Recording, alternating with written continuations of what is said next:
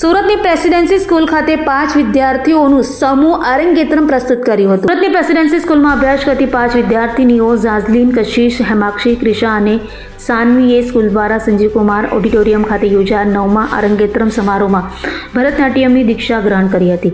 વિશેષ તાલીમ સાથે સ્કૂલમાં જ તમામ દીકરીઓ માટે ભરતનાટ્યમ વિષય રૂપે સમાવેશ કરાયો છે। વર્ગખંડમાં જ ભરતનાટ્યમ શીખવવામાં આવે છે અને ત્યાં જ પ્રેક્ટિકલ વર્ગો પણ ચલાવવામાં આવે છે, જેની કોઈ પણ પ્રકારની ફી લેવામાં આવતી નથી અને તાલીમની યોગ્ય અવધિ પૂર્ણ થાય ત્યારબાદ વિદ્યાર્થીનીઓને સ્કૂલ દ્વારા અરંગેત્રમ માટે અલગ તૈયારી કરાવી પ્રસ્તુતિ માટે વિશેષ માર્ગદર્શન અપાય છે, જેના સ્વપ્નદ્રષ્ટા ટ્રસ્ટીવર્ય પ્રાધ્યાપક NM કાર્યા, ટ્રસ્ટીવર્ય હિતેન્દ્રભાઈ ચુડાવાળા તથા આચાર્ય દીપિકા શુક્લ સતત પ્રતિવર્ષ અરંગેત્રમ માટે પ્રયત્નશીલ રહે છે અને દ્વારા આ 9મા સમૂહ અરંગેત્રમ કલા સાધનાની પ્રસ્તુતિ શક્ય બની હતી।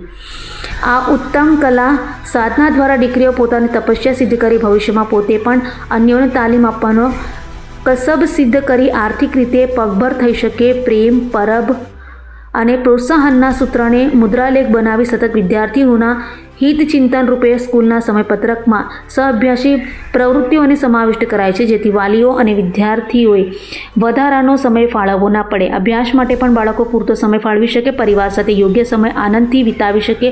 આ તમામ દ્રષ્ટિકોણ સાથે ભરતનાટ્યમ સમયપત્રક બનાવ્યું છે।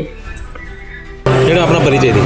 હું કુમારી Deepika Shukla, Acharya presidency school. Madam, કઈ જગ્યાએ શું કાર્યક્રમ? આજે સંજીવ કુમાર ઓડિટોરિયમમાં અમારી દીકરીઓનું અરંગેત્રમ છે। અમારી 5 દીકરીઓ આજે 9મા અરંગેત્રમનો આ કદમ માંડી રહી છે, ત્યારે સતત 6 મહિનાથી કલાગુરુ મેઘનાબેન મહેતા અને શાળાના એકમથી તેઓ ખૂબ મહેનત કરી રહ્યા છે। તેઓના માતા પિતા પણ તેમને સમયપત્રક પ્રમાણે ખૂબ સારી રીતે તાલીમમાં જોડાઈ રહ્યા છે। આ કાર્યક્રમ એ કલા સાધનાનો એક અનોખો કાર્યક્રમ છે, જેમાં તન, મન, દિલો દિમાગથી દીકરીઓ થાકને જ્યારે ઉત્સાહમાં પરિવર્તિત કરે ત્યારે જ આ પરિણામ મળી શકે।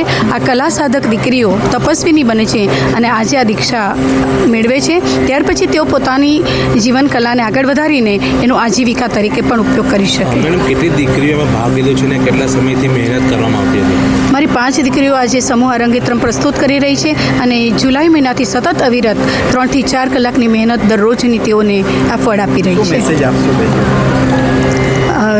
બસ આ દીકરીઓ ખૂબ સરસ રીતે જ્યારે સમાજમાં એક આવો અગમો કદમ ઉમેરી રહી છે, ત્યારે હું ઈચ્છું છું કે ભારતીય સંસ્કૃતિની પરંપરા દરેક વાલી જાળવે, દરેક દીકરીઓ આને શીખે અને આપણી કલા જીવંત રહે, માત્ર પરદેશમાં નહીં આપણા દેશમાંય જીવંત રહે અને કલાનો વારસો અતૂટ રહે।